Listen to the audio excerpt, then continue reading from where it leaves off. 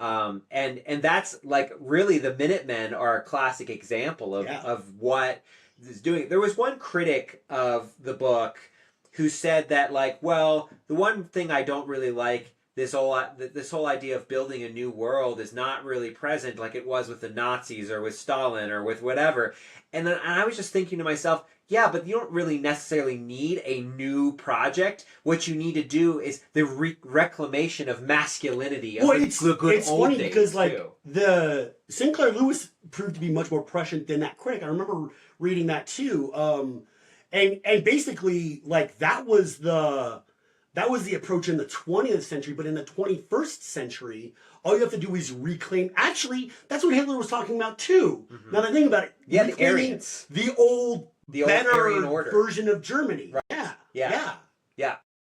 He was gonna make a 1,000-year Reich based on like old-timey practices. Well, and what's the Reich but the Roman Empire? Right, exactly. So, and I actually asked this question. I wrote it down in my notes when I was reading. I was like, do all fascists and all authoritarians really have an appeal to the past? And I cannot think of another, like, yes, they might say we want to rebuild or build something new, but ultimately they're saying we want to make America great again. Yes. Right? That was Ronald Reagan's campaign slogan for his 1980 campaign. It was. And that's not an accident that Trump kind of drew on that because he knew how popular Reagan was. Yeah, I mean, it was very intentional. Yeah. Very intentional. Yeah. So, I mean, Trump doesn't have ideas. No, and in a lot of ways, he is like Wintrip because he doesn't have any values, he doesn't have any ideas, and basically it's like the Heritage Foundation kind of putting in their policies into their puppet. And they're Saracen, absolutely. I mean, right now they're having him just decorate the White House, and they're talking about it, doing a ballroom because he's like old and feeble, and everyone doesn't like him, so like they're keeping him distracted. But like, here, do the projects you like, have a craft, rule the government, because he's not going to last. I don't think. He's not going to last much longer, but probably not. But he's not important. That's why you're seeing this pressure, man. That's your. I know, right?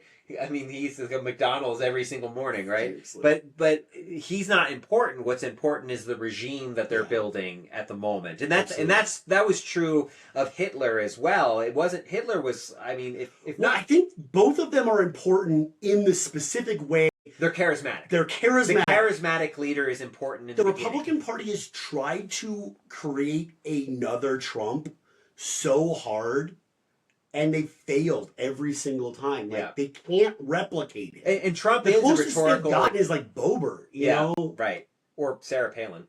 Well, Sarah Palin was like a proto-Trump. Actually. Right. She was. She was folksy and charismatic and didn't have an idea in her head, you know? Yeah. So, but and Hitler was the same. The Nazi Party recruited Hitler. It's not the other way around. Absolutely, yeah. And so, so here's these people who are incredible speakers. I mean, people make fun of the things that Trump say and all that stuff, but rhetorically, he is a great orator in a lot of ways. And Wintrip is the same way. In the book, is the same way. He Doremus goes to one of his rallies and is listening to him, and it's so funny. It's at Madison Square Garden, 4 years before. I know that gave me chills. That gave me chills. Seriously, I was like, wow, he even picked Madison Square Garden.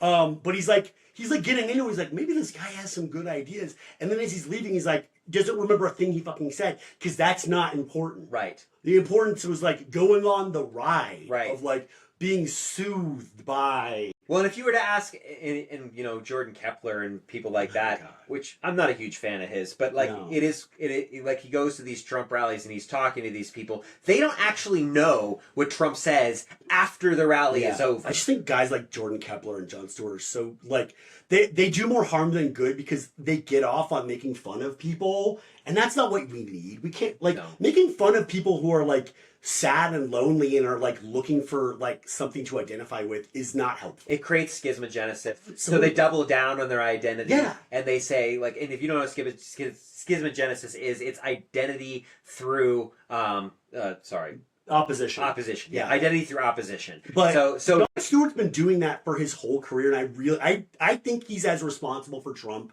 as anything else. I think he has been railing against Fox News for his whole fucking career. Well, he made Tucker Carlson's career. That's what I'm saying. That's what I He thought he took him down, but he made his career. He made his career, and he made him into the person he is today. Absolutely, he became so much more extreme. Right? It's that thing like we were talking about. I can't remember what episode it was now, but when someone gets embarrassed, they go hard. They go so hard, and that's what Jordan Kepler is doing to all these poor folks at rallies. You know, like. They see themselves on YouTube in a little clip, you know, of him dunking on them. They get it. Yeah, exactly. Because it's a fucking dick move. Going around and just like taking shots at people for content is like, fuck you, man. Well, and it's also like when an atheist wants to sit there and embarrass a Christian for their ideas. You're not going to overturn them. Yeah. All you're doing is trying to get off on making fun of other people's beliefs. Does anybody even think about Christopher Hitchens anymore? Like, come the fuck on, man. Well, a few students recently even who bring him up, and I'm definitely not a fan of Hitchens. Yeah. I'm not a fan of a lot of things religions do, but Hitchens and Dawkins and those guys, they are as much a part of the problem as like they created the manosphere, man. They absolutely did. Yeah. So you know, when people are critiquing and when people are getting off on making fun of others, and like that's how people like Wintrip come to power. That's how Trump comes to power. Absolutely. Because these people are disaffected when they have. Many of these people have real, legitimate concerns. Like in this book, these people have been in a Great Depression for 7 years at this point. Exactly. They are legitimately don't know what to do, and here is a man who gives them hope. It's false, it's nonsense, but it's hope, and and what people turn to. When his whole approach is like FDR didn't go far enough, didn't do enough for you guys. I'm gonna do even more. Yeah, and that's exactly Trump. That's exactly what Trump said. And he actually says. In his acceptance speech of the presidency, Wintrip says, "Now the real New Deal begins."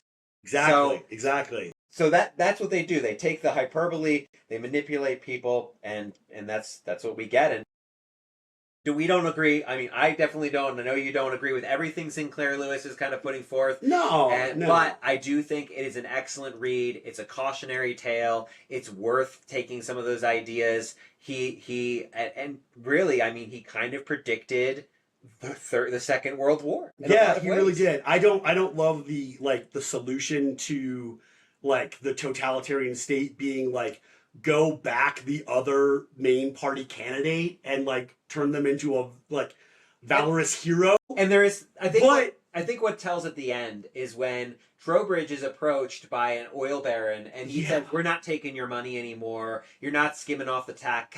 Basically, he says capitalism is going to be better. Yeah, it's not. It's not. That's so like you can say that when you're out of power. But then, and you've got like a rebellion that you're the head of, and you're like a fucking hero and shit like that. But if you get back into power and you become president, are you telling me that like the next president isn't gonna take oil money? Because I don't fucking believe you. Yeah, no. Money in politics is a real problem. Absolutely. So.